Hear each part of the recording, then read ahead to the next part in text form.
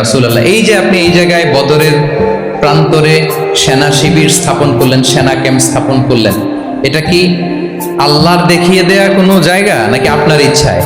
এটা কোনো ওহী না। আমার কাছে মনে হয়েছে, আমার যে অ্যানালিসিস, আমার মনে হয়েছে বদরের যুদ্ধে এখানেই আমাদের পজিশনিংটা হলে ভালো হয়।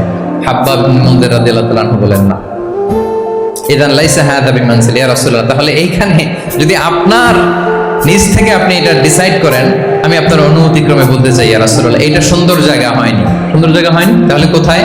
হাব্বাব বললেন ওইখানে, ওই যে বদরের একটা কুয়া আছে, এখানে পানির সোর্স আছে, আমরা যদি ওইখানে একটা ব্লকেট দিয়ে দাঁড়াতে পারি, তাহলে কুরাইশরা এসে আর পানি খেতে পারবে না, ওরা পানি না খেয়েই মরবে, যুদ্ধেও মরবে, পানির অভাবেও মরবে।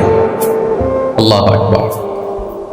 এক মুহূর্ত দেরি করলেন না রাসূল সাল্লাল্লাহু আলাইহি ওয়াসাল্লাম, এই অপিনিয়ন পাওয়ার সাথে সাথেই বললেন, এই সেনা ক্যাম্প এখান থেকে উঠে হাব্বাব যেখানে বলেছে ওইখানে যে সেনা শিবির স্থাপন করো।